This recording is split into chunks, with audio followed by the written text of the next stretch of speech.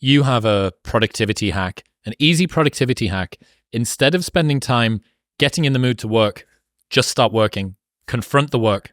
People think they need perfect conditions to start, when in reality, starting is the perfect condition. I'm married to that. I love that.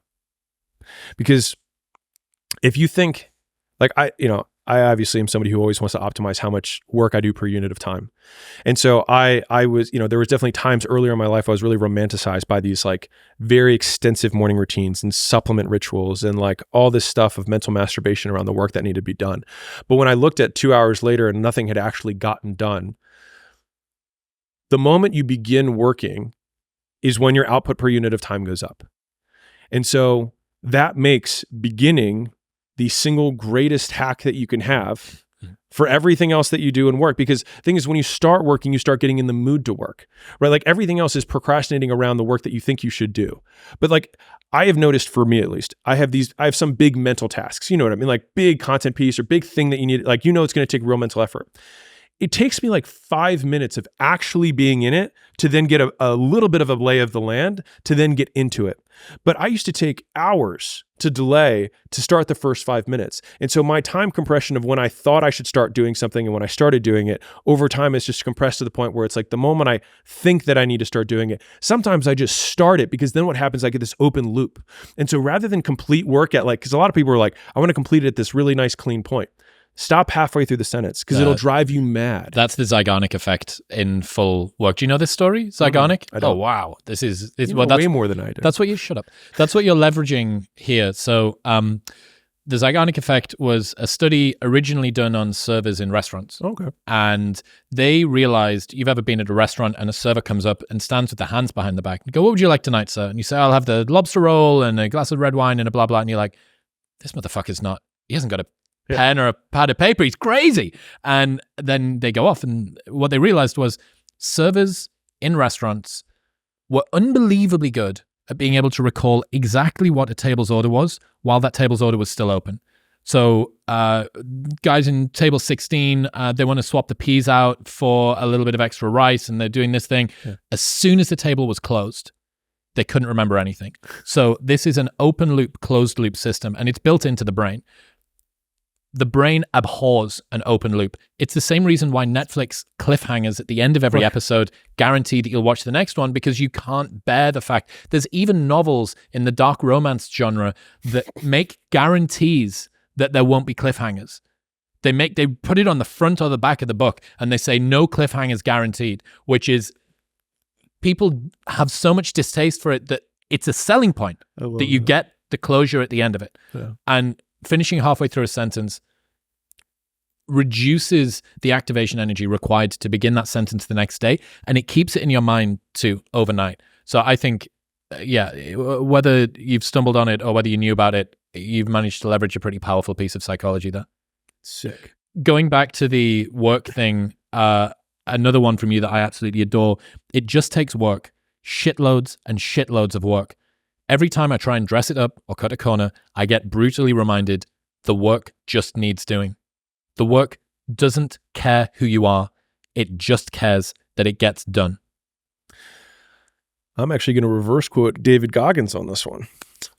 But I love this quote that he has, which he says, "There's no shortcuts for you, David," or "There's no shortcuts for you, Goggins." I heard him say that, and I just love that as a refrain, which is that a lot of people look for a shortcut.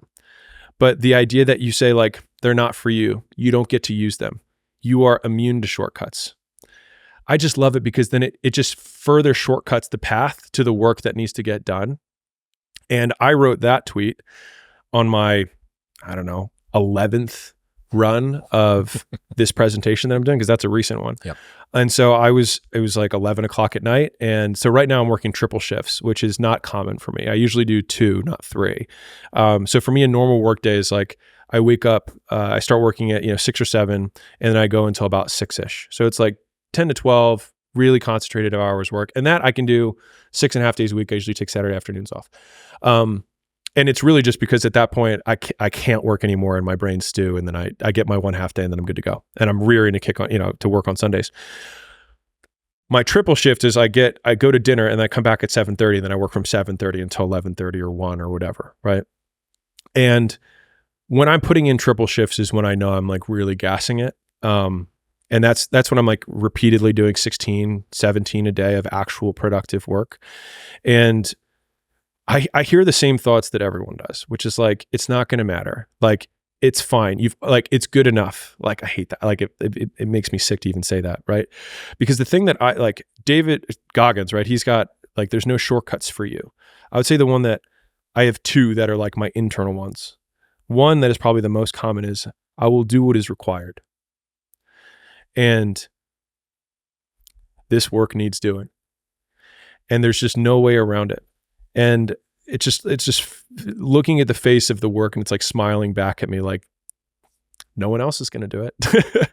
And like, I love that one. Like when we're recording content in the early days, we were doing like 100 shorts every time we did it. And it was direct to camera. And it was the only time I could fit it in with all the portfolio stuff that we're doing. And so it was always like, I will do what's required.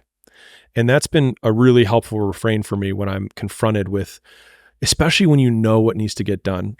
And the second one is, but I'll know. And so like, even if it does go well, and even if everyone else says it's great, but I'll know. And it'll then rob me of all of the joy of all of those moments in that experience, because I'll know that I could have done better. And the thing is like, to quote myself from earlier, like I've never regretted working harder, ever, not once. And some people are like, on your deathbed, you're gonna like, no, because I lived every moment of my day doing what I wanted to do. And I remember I had a boss when my first boss after college, she said this thing. I had a particularly good weekend. And she said, I'm pretty sure happiness is stringing as many of those days in a row as you possibly can. And although I hated the job, that piece of advice has actually been probably has been my blueprint for how to live, which is like my birthday looks the same as my Tuesdays, which looks the same as my Sundays. You know what the original name pool for this podcast was? This is the only time in history I've done branding my entire adult life. And with club nights, all you're doing is coming up with brands. Paradiso, oh, it's tropical, there'll be a flamingo. Skint, oh, it's a cheap night, it's for people to get fingered in the corner. Like, all I did was branding, right? I was the branding guy. I'm pretty good at copywriting. All I did was branding. The one time I've had divine inspiration, 3 a.m, wake up with the name, was Modern Wisdom. The one time out of every business, every night, every brand I've ever come up with, that was the one time. But on the list of the others, Mind and Matter was one of them. But the other one was a quote from Tim Ferriss. It's called Crushing a Tuesday. And he said that what you should aim for in life is for your average Tuesday. Not the spectacular one-time private jet with the friends to go for the whatever. Right. Not the UFC power slap launch party with staring at the back of Dan Bilzerian's dirty mullet. Like, not that. You want your average Tuesday to look the way that you want most of your life to do. And when I think about the days that I look back on at the end of my day and think like today was a good day, invariably it's the same few things. I worked very hard on something that I felt was worth doing. I worked out and I spent time with people that I enjoy being around. If I do those 3 things, I had a good day.